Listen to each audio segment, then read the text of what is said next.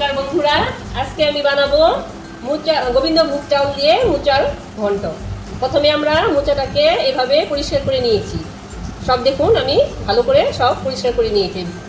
নেওয়ার পরে এখন এটাকে আমরা বটির দ্বারা কুচি কুচি করে কেটে নিব। এইভাবে কেটে নেবেন।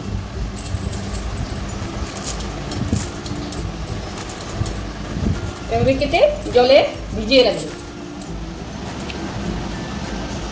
তাহলে আমি মোচাটাকে গরম জল করে এটাকে একটু সিদ্ধ করে নিব। একটু হলুদ গুঁড়ো দিয়ে দিব আমি, মানে কালো হবে। সিদ্ধ করার সময় একটু নুন দিতে হয়, মানে সিদ্ধটা ভালো করে হবে। দেখেন বন্ধুরা, এইভাবে একটু নেড়ে দিবেন, নেড়ে একটু সিদ্ধ করে নেবেন। দিব আমি ঢাকনাটা খুলে দিব। দেখছেন কিভাবে সিদ্ধ হয়ে আধা সিদ্ধ করে নিয়েছি। এখানে আমরা মোচাটাকে জলের থেকে উঠিয়ে ছেঁকে নিব, ঢাকনার মধ্যে তুলে নিব।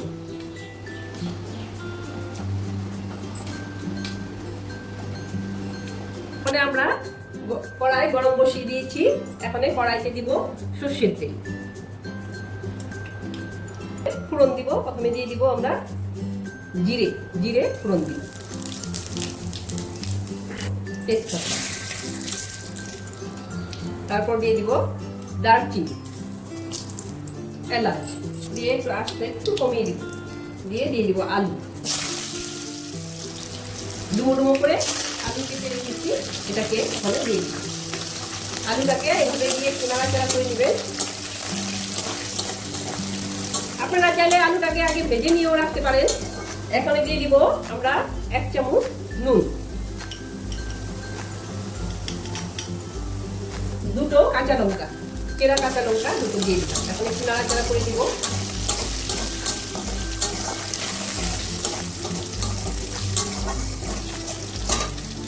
গোবিন্দভোগ চাউল দিব অল্প পরিমাণ, দেখুন 1 মুঠ, মানে একটু সেন্ট করবে।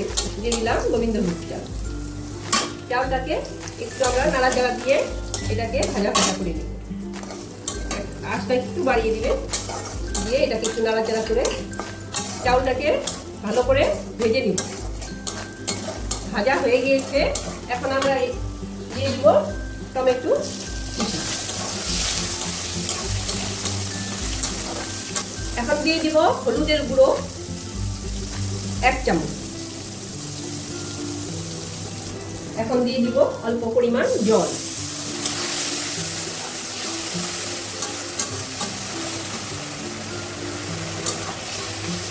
একটু আস্তে একটু কমিয়ে দিব, কেননা আলুটার চালটা একটু সিদ্ধ হতে দিব। আপনারা ঘরে ট্রাই করে দেখবেন, এটাকে একটা হেলদি রেসিপি।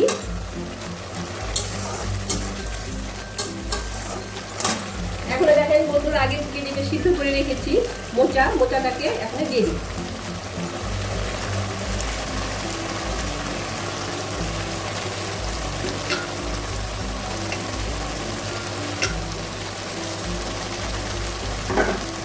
এখন একটু নাড়াচাড়া করে ভালো করে মিশিয়ে নিই।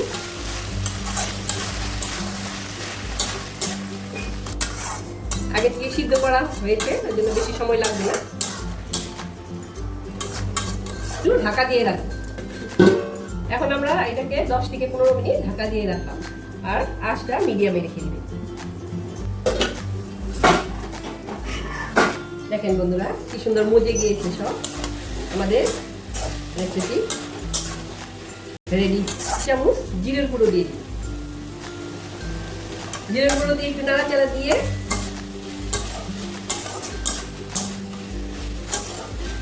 নাড়াচাড়া দিবেন একটু দিয়ে। এখানে দিব আমাদের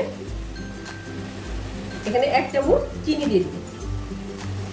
চিনি না দিলে ভালো লাগবে না, চিনি দিলে একটু মিষ্টি মিষ্টি লাগবে, ভালো লাগবে।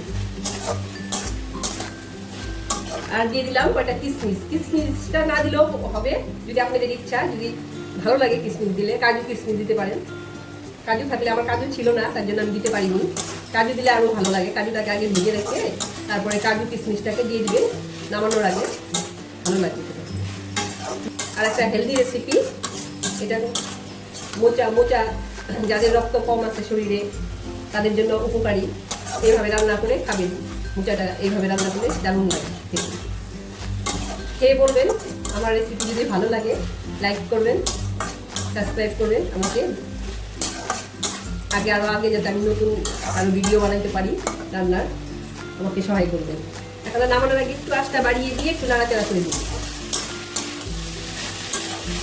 আমাদের রেসিপি হয়ে গেছে, রেডি হয়ে গেছে।